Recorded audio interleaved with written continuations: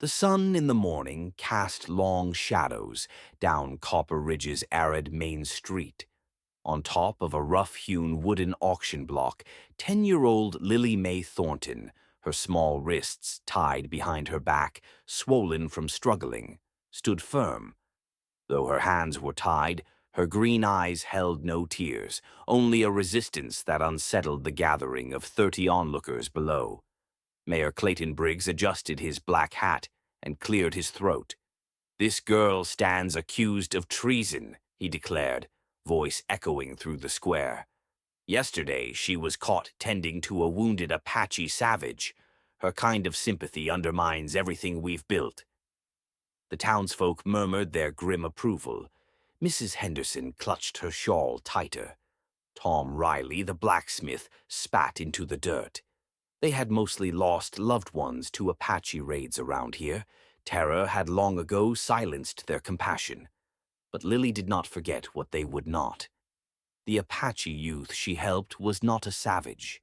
He was just a boy, no more than 16, bleeding from a gunshot wound, crawling on hands and knees towards the creek behind her cabin.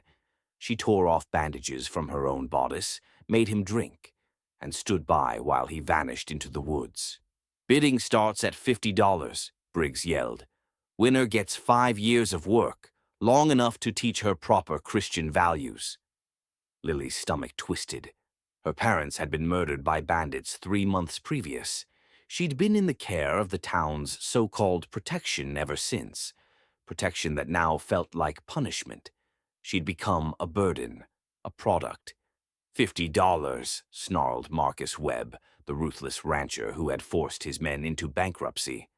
$60, said Mrs. Blackwood, who needed a child's small fingers for her washing job. The bids rose higher, and Lily noticed what the adults did not: a thin plume of smoke in the eastern hills, too deliberate to be a wildfire. It was a signal. Her heart sprang up. The Apache boy she had rescued. He remembered. $80 to Marcus Webb, Briggs shouted, raising his gavel. "Going once." A crack split the morning. The gavel never fell. A rifle bullet whizzed past the head of Briggs, splintering the wooden beam above his head. The crowd exploded in panic. Women screamed. Men fought for guns that did not exist. All eyes were on the steeple of the church, where stood one man, Sheriff Daniel Cross. "Nobody's going anywhere," the sheriff bellowed. But his voice was trembling, not with command, but terror. "Sheriff Cross, what in the world are you doing? Come down there and shut this down," Briggs bellowed.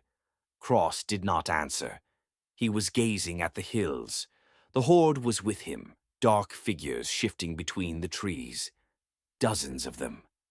"We've got more pressing things to concern ourselves with than some little girl," Cross murmured. Lily untwisted the knot at her wrists in the chaos. Whoever had tied her up had been careless. She lay frozen, playing with the rope, watching that smoke. The Apache hadn't simply gotten away. He'd returned, and not alone. Marcus Webb stepped up, furious. "I paid good money for that girl. Sheriff, get on with the damn auction." Cross didn't even glance his way. "I suggest you review your priorities." And then the villagers caught sight of them plainly. Apache warriors, near 100, mounted and painted for war. They rode across the hills like wind, the tree line shrouding them with chilling unanimity. "Dear God," Mrs. Henderson whispered. "How many?" Cross chambered around. "I count near 100. Panic broke out. All of them ran for homes, shops, somewhere that might offer shelter. But Lily stood on the block, loosening her wrists, her gaze trained on the charging warriors. Mayor Briggs checked his watch with shaking hands. "How long? At this rate?" 10 minutes to live," replied Cross grimly. But the warriors weren't going to wait 10 minutes. The war cry sliced the air, a single voice, 100, climbing like thunder. A storm of hooves thundered towards Copper Ridge, shuddering the ground beneath them. Lily's ropes were finally loose as Briggs wrapped his hand around her arm. "She cursed us," he roared. "If we sacrifice her to them, maybe they'll spare us." Sheriff Cross had climbed down now, pale as snow. "You idiot. That's not a rescue party. That's a war band." The Apache split into three swift-moving groups. One took the main road, another flanked the buildings, the third charged directly toward Lily's platform. Their strategy was flawless. Webb drew a rusty pistol. "I'm not dying for some Apache-loving brat," he muttered, backing toward the saloon. "Let them take her." But Mrs. Henderson stepped in between him and the child. "We don't kill children.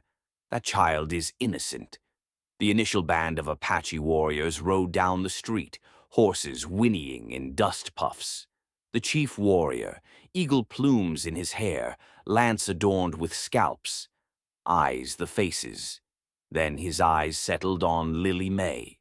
He waved his hand, invoked a call in Apache. Two younger braves leaped down, walking toward the auction block with grim resolve. "What's he saying?" Briggs croaked. Sheriff Cross answered bluntly.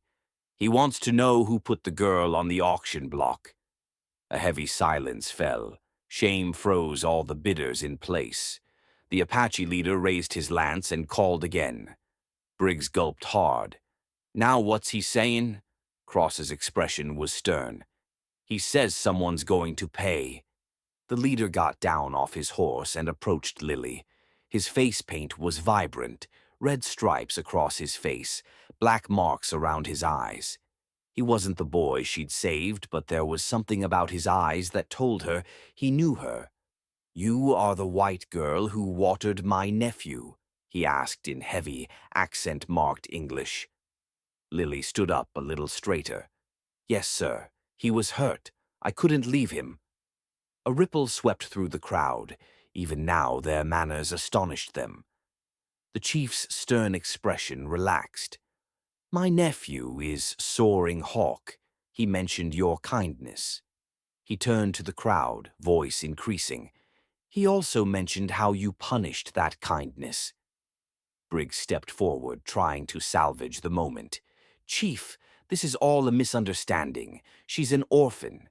We were simply attempting to—" "Silence!" the war chief roared. "I am Iron Wolf, leader of the Churika. I do not speak to liars." Iron Wolf raised his hand. 20 warriors dismounted from their horses and formed a circle around Lily May for protection. "This child is now under Apache protection." His eyes swept the group. "You place child on block like cattle. You sell her because she show mercy to wounded boy. This is your Christian way." Mrs. Henderson, her voice crisp, stepped forward. "Chief Iron Wolf, not everyone was in agreement." Iron Wolf's black eyes pinned Mrs. Henderson's face. Her voice had trembled but been honest. It took him a long moment, then he nodded to her respectfully. "You tell truth. Your terror is not guilt." But when his eyes landed on Marcus Webb, whose hands still gripped a shaking pistol, the very air surrounding them seemed to chill. "You, gun cowboy, you auctioned child." Webb's voice cracked as he raised his gun. "Back off, savage. I've got 2 bullets. One's for you." Apache fingers reached toward guns, but Iron Wolf lifted a calming hand. "2 bullets," he said, smiling faintly. "I have 100 warriors. You have strange mathematics." And then there was a silence so cold that it cut deeper than any knife. "If you were me," Iron Wolf continued, his tone hard, "would you be gentle with the ones who tried to sell a child, or would you make them experience what she did?" He didn't let Webb get in a word. "You will experience what this child experienced." Before Webb could advance, Apache warriors swept up.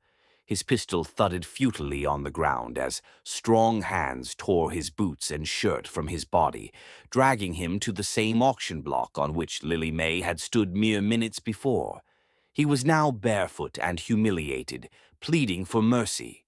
"Please, I've got children of my own." Iron Wolf's expression didn't shift. That child had no family. You bid on her anyway. Webb struggled as he was laid on the block, his vanity bared as bare as his skin. The justice was so sudden, so beautiful, that even some of the townsfolk found themselves inclining their heads, despite their fear. Iron Wolf faced the group. Now we sell this man. Who bids? Briggs stepped forward. Chief, please, surely.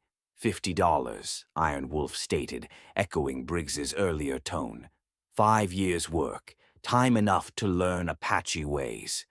A young warrior threw up a hand, grinning. 50, 60, someone else bellowed. A shudder of laughter ran through the Apache ranks. Webb's face flushed, trembling with fear. This ain't right. This ain't civilized. Iron Wolf's face turned toward him hard. Was it civilized when you sold a 10-year-old girl at auction? The query hung in the square. The mirror had been turned over, and no one liked what they saw. Sheriff Cross cleared his throat. Chief Iron Wolf, what would it take to make it right? To deserve your mercy. Iron Wolf's eyes glinted. Did any of you show mercy when the child begged not to be sold? The silence was her answer. $80 to young Bear, he announced. Going once, going twice. But before Iron Wolf could bid, a tiny voice cut through the tension. Please don't. All the heads turned. Lily May approached the block, small in body but strong in spirit. She proceeded to the block, speaking out with quiet, trained dignity. Chief Iron Wolf, she said to him, Shake Webb was wrong to bid on me. But if you do to him what they did to me, then you're doing the same wrong thing. Iron Wolf continued to look at her face, the anger in his eyes fading. You speak wisdom, little one, but justice has to be paid. Lily nodded. Yes, sir, but revenge and justice ain't the same. My mama used to say, if you become the thing you hate, it don't make you strong. It makes you lost. The words struck Iron Wolf like blows from a hammer. He had resided too long in hate, seen too much killing. Now, from this child, came something more. Webb wept openly. Why would you defend me after what I did to you? Lily looked up at him. Because someone needs to end the cycle. If we just keep on hurting one another for the hurt we've endured before, it never ends. Mrs. Henderson sniffled. Lord have mercy. That child's wiser than all of us put together. Iron Wolf lowered his hand. The auction was over. But something more fundamental had changed.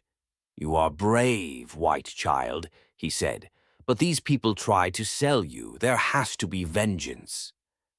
I know, Lily said, but perhaps the punishment would help someone rather than hurting them. She stood before the group, voice steady. Mr. Webb, you bid $80. That is, you have $80 to give. Why not give it to Sheriff Cross, to support other orphans like me? And perhaps the rest of you who bid could too. The proposal struck with force.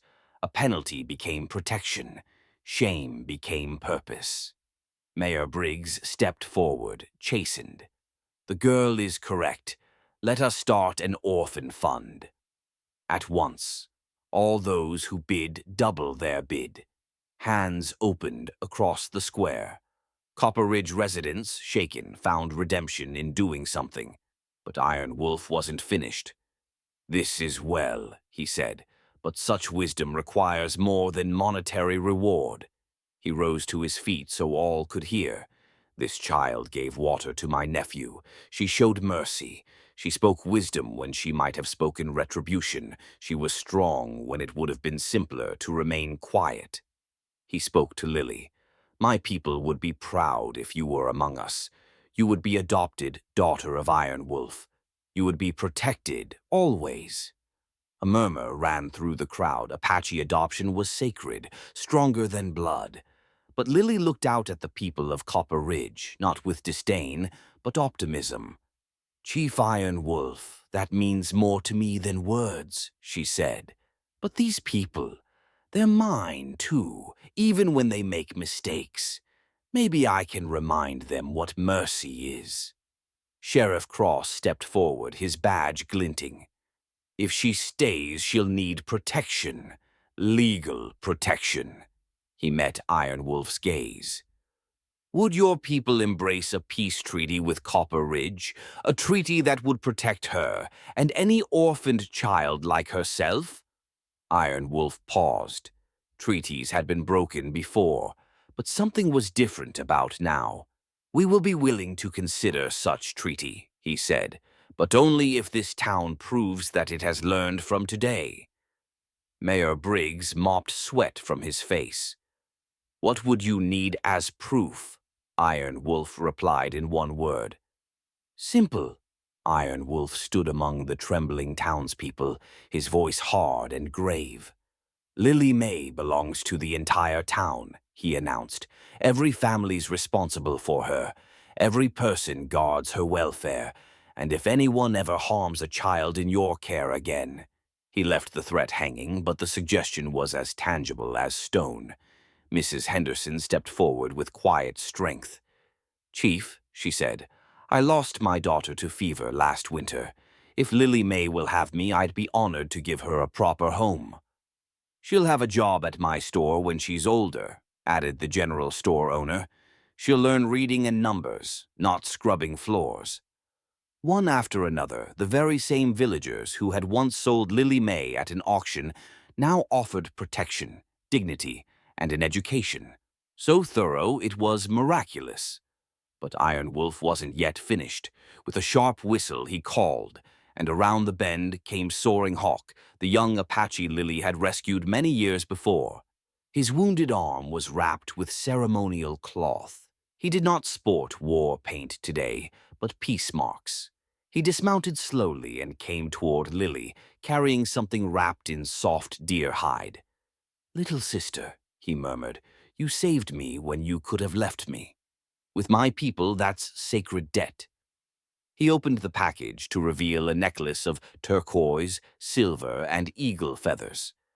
"This belonged to my grandmother," he explained. "She was a powerful medicine woman. She said that it would come to one who had the healing spirit." He clasped the necklace around Lily's neck.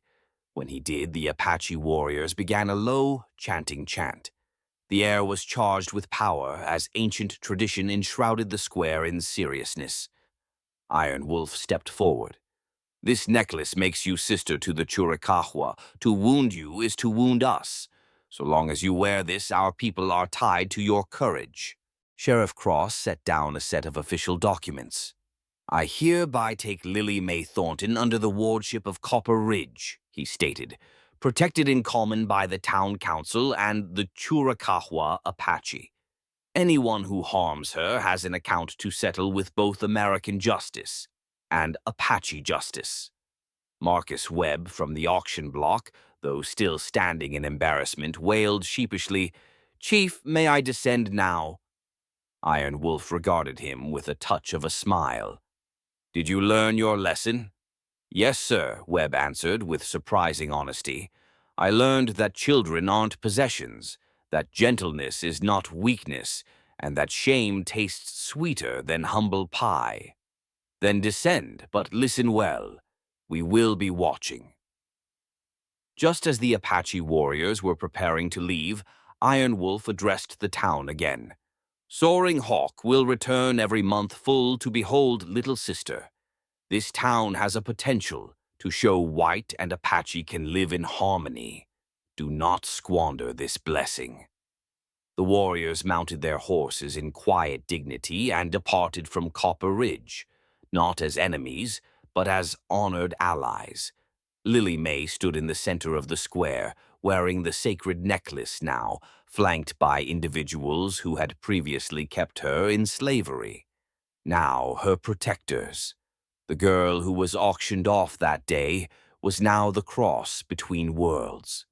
Mrs. Henderson placed a gentle hand on her shoulder. "Home, child. I will bake you the finest apple pie you've ever tasted." As the sun went down low and painted the town gold, peace fell over Copper Ridge like a quilt. Years went by, and Lily May grew into a gentle, competent woman. She was a teacher and a translator, teaching Apache and white children from each other. Mrs. Henderson loved her and taught her wise things. The orphan fund born that day provided new lives to dozens of children. Soaring Hawk became a highly respected broker of peace, and the Chiricahua Treaty endured for generations.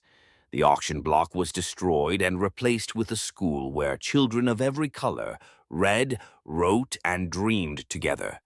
And sometimes, on evenings when the desert wind blew the old songs, you could spot a young woman, swaddled in turquoise and eagle feathers, standing under the full moon, instructing her own children what she herself was taught as a girl, that mercy is the most powerful weapon of all. If this tale touched you, don't leave it here. Subscribe for more compelling stories of justice, courage, and redemption from the Wild West. Like if you believe that mercy will overcome revenge.